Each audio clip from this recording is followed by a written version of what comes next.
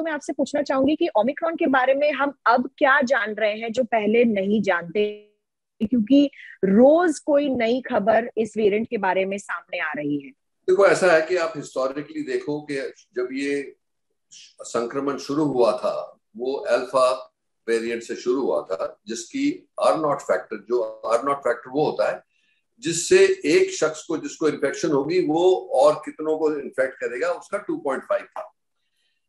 उसमें हमने देखा हमारी पीक गई थी 1 लाख पर डे तक मैक्सिमम। उसके बाद 30 हफ्ते के बाद तो सेकेंड वेव जो आई उसके लिए हमने जिसको रिस्पॉन्सिबल ठहराया वो डेल्टा वेरिएंट था।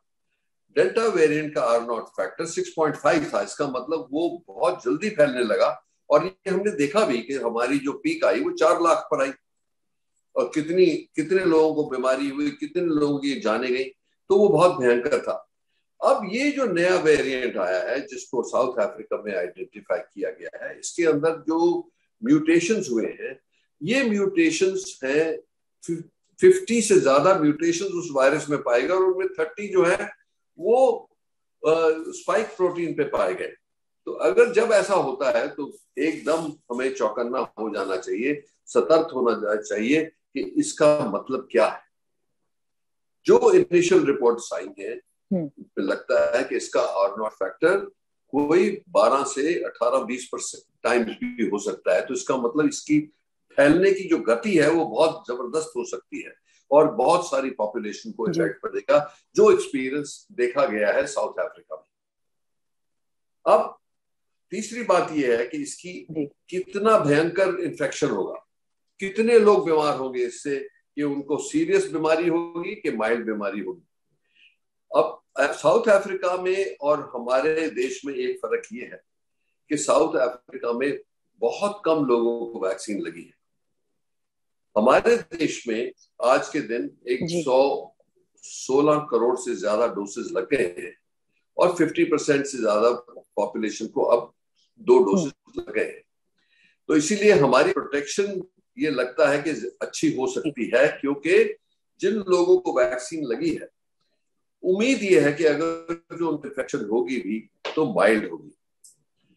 सो ये फर्क हम उस पे हम आज के दिन अपने आप को कुछ दिलासा देते हैं कि हो सकता है कि हमारे को अगर जो ये वायरस यहाँ आएगा वेरिएंट, तो हमारे हिंदुस्तान में इतना नहीं प्रॉब्लम आएगा, पर इसका कोई गारंटी नहीं है। और मेरा एक ही विचार है इस पे कि जब तक ये स्पष्ट नहीं होता कि कितना इन्फेक्टिव है और कितना विरुलेंट है, हमें एकदम सतर्क रहना है। हर चीज को हम करें जिससे हम अपने आप को प्रोटेक्ट कर सकते हैं। उसके 3 पहलू हैं।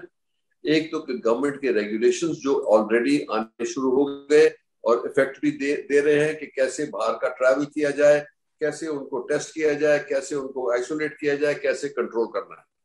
ये सारा सिस्टम बहुत अच्छी तरह से डिफाइन हो गया है और आगे रोज उसकी मॉडिफिकेशन भी हो रही है। दूसरा है कि पब्लिक को जो बहुत रिलैक्स हो गई थी, जो हम देख रहे थे पिक्चर्स के बाजार में लोग जा रहे हैं बिना मास्क के, शादियों में जा रहे हैं, यहाँ जा रहे हैं, वहां जा रहे हैं, उनको भी ये चेतावनी होनी चाहिए कि वो वापस मास्किंग में, डिस्टेंसिंग में और हैंड हाइजीन में पूरा रिस्पॉन्सिबिलिटी दिखाएं। कि जिन लोगों ने वैक्सीन नहीं लगवाई, जिन्होंने हेजिटेंसी दिखाई है, वो जल्दी से जल्दी जाके अपनी वैक्सीन लगवाएं। जी, डॉक्टर त्रियान, आप बहुत अहम बात बता रहे हैं कि अपने आप पर नियंत्रण करना जरूरी है, मास्क पहने और वैक्सीनेशन लें। लेकिन इस वक्त क्या भारत सरकार की जो नीति है कि इंटरनेशनल ट्रैवल हमने बैन नहीं लगाया है, क्या वो इस वक्त सही है और क्या आगे जाकर हमें इंटरनेशनल ट्रैवल बैन की जरूरत पड़ेगी? क्योंकि 6 ऐसे केस एट रिस्क कंट्रीज से हमारे देश में आ गए हैं, हालांकि अभी तक हमें ये नहीं पता कि वो ओमिक्रॉन के केस हैं या नहीं। आपकी बात सही है, पर इस पे चर्चा बहुत मतलब इंटेंसली हो रही है। घंटे पर घंटे इस पे बात, डेटा को मॉनिटर किया जा रहा है और रिस्ट्रिक्शंस तो लगा दी गई है, बैन नहीं लगाया अभी। और बैन में ये भी है कि सारी दुनिया इस पे चर्चा कर रही है और कलेक्टिवली डिसीजन लेने की कोशिश कर रही है कि बैन अच्छा है इस टाइम लगाने का, कि बहुत जल्दी होगा, कि अनफेयर तो नहीं होगा कुछ कंट्रीज को। पर मेरा ये विचार है कि हमें बिल्कुल जिसको कहते हैं ना, err on the side of caution, कि हमें पूरा कॉशियस रहना चाहिए, बिल्कुल सतर्क रहेंगे, तीनों तरफ से हम सतर्क रहेंगे तो हमें ये उम्मीद है कि हम इस वायरस से अभी भी बच सकते हैं और थर्ड वेव से बच सकते हैं, और अगर जो आएगी भी तो वो फ्लैट होगी, इतनी भयंकर नहीं होगी जितनी सेकंड वेव थी। तो क्या फिलहाल हमें ट्रैवल बैन पर बहुत एक्टिवली सोचना चाहिए डॉक्टर रेहान? हाँ, ये तो खैर गवर्नमेंट की डिसीजन होगी, और गवर्नमेंट की डिसीजन जैसे मैंने बोला इस पे चर्चा हो रही है, बातें सब चल रही हैं, तो उससे अभी पता लगता जाएगा। पर हो सकता है कि एक टाइम आए जब कुछ कंट्रीज से बैन करना पड़ेगा। वैसे रिस्ट्रिक्शन तो ऑलरेडी हो गई है, कुछ कंट्रीज ने बैन कर दिया है, और इंडिया उस पर पूरा विचार कर रही है कि इसको कैसे किया जाए। तो मेरा ख्याल है कि गवर्नमेंट डिसीजन लेगी आने वाले आज 1-2 दिन में। डॉक्टर रेहान, जब आप वैक्सीनेशन की बात करते हैं, इस वक्त हमारे देश में बूस्टर डोजेस पर भी चर्चा चल रही है, और क्या इस वक्त भारत में भी हेल्थ केयर वर्कर्स और फ्रंटलाइन वर्कर्स और एल्डरली जो पॉपुलेशन है, हमारे बुजुर्ग हैं, उन्हें बूस्टर डोज के लिए प्रायोरिटाइज करना चाहिए? हाँ, बहुत जरूरी है मेरा ख्याल है, क्योंकि देखो अगर जो कोई वेव आती है तो लड़ेंगे तो वो फ्रंटलाइन वर्कर्स और हेल्थ केयर प्रोवाइडर्स ही लड़ेंगे, तो उनको प्रोटेक्ट करना जरूरी है। और उनको जो सेकंड डोज लगा था उसको ऑलरेडी 8 महीने हो गए, 9 महीने होने वाले हैं। तो अगर जो ऐसा है कि इतने उनके, और देखा गया है कि ज्यादातर लोगों की जो एंटीबॉडीज हैं वो काफी कम होनी शुरू हो जाती हैं 6 महीने के बाद। तो हमें ये सोचना जरूर चाहिए, और उसकी लिमिटेशन सिर्फ एक ही है कि कितनी अवेलेबिलिटी है वैक्सीन की। अगर जो वैक्सीन के डोजेस हमें उपलब्ध हो तो जरूर बूस्टर लगाना चाहिए, जैसे और सब कंट्रीज ने शुरू कर दिया है, तो हमें भी करना चाहिए। और टाइम आने पर जैसे ये पहले हेल्थ केयर और फ्रंटलाइन वर्कर्स हो जाएं, और फिर उसके बाद एल्डरली हो, जैसे हमने पहले किया था वैक्सीन प्रोग्राम, वैसे ही प्रोग्राम को बढ़ाते जाएं, क्योंकि ये जरूरी हो सकता है कि हमें वैक्सीन भी थोड़ी बदलनी पड़े, क्योंकि जैसे ये वेरिएंट बदलेंगे तो वैक्सीन की एफिकेसी भी देखनी पड़ेगी। तो इसीलिए ये सब चीजें बहुत इंपॉर्टेंट है। बीच में हम थोड़ा रिलैक्स हो गए थे, लगता था कि शायद अब हम नियर नॉर्मल की तरफ जा सकते हैं, पर ये हमें चेतावनी मिल गई है कि ये जो वेरिएंट नया आया है अभी टाइम नहीं आया है, अभी और 4-6-8 हफ्ते हमें चौकन्ना रहना है।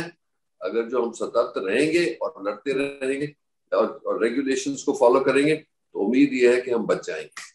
डॉक्टर रेहान, इस वक्त जो वैक्सीन हमारे पास है, क्या वो इस ओमिक्रॉन वेरिएंट के खिलाफ काम करती हुई नजर आ रही हैं? क्योंकि बाहर देशों से ऐसी रिपोर्ट है कि शायद ये वैक्सीन थोड़ी कम एफिकेशियस हो इस वायरस अभी के खिलाफ। डेटा पूरा नहीं है, काफी सारी स्पेकुलेशन चल रही है।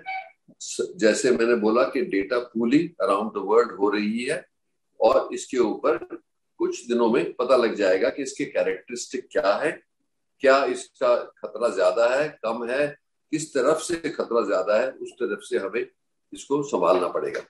और जब आप बच्चों के लिए वैक्सीनेशन अभी तक भारत में शुरू नहीं हुई है, वो अभी भी वल्नरेबल रहते हैं, तो क्या भारत को अब बच्चों की वैक्सीनेशन भी प्रोएक्टिवली देखनी चाहिए ओमिक्रॉन के खतरे को देखकर? नहीं, ये तो चिंता की बात शुरू से है, और ये रेगुलेटर्स भी बहुत चिंतित है इस बात से कि बच्चों के लिए कोई प्रोटेक्शन नहीं है। एक तो बच्चों की वल्नरेबिलिटी, दूसरा अगर जो वो उनको होगा तो फिर फैमिलीज को फिर से हो जाएगा, क्योंकि बच्चे फैमिली में बुजुर्ग भी हैं, लोग भी हैं, सबके साथ रहते हैं। उनके लिए उनकी लाइफ को भी प्रोटेक्ट करना है, क्योंकि वो हमारा फ्यूचर है, फैमिलीज का इमोशन भी इसी में है। तो ये बहुत, जिस तरफ से आप देखो, ये बहुत इंपॉर्टेंट है कि बच्चों की वैक्सीन के लिए, प्रोटेक्शन के लिए हमें पूरा प्रयास करना चाहिए, जल्दी से जल्दी करना चाहिए। स्कूल्स खुले रहने चाहिए डॉक्टर रेहान, या स्कूल बंद कर देने चाहिए बच्चों के लिए? खैर स्कूल तो बंद अभी होने ही चाहिए, क्योंकि एक तो पोल्यूशन बहुत ज्यादा है, और ये ओमिक्रॉन तो खैर अभी फैला नहीं है, पर इसके ये पोल्यूशन की वजह से जरूर अभी बंद रहने चाहिए, क्योंकि बहुत एयर क्वालिटी पुअर है।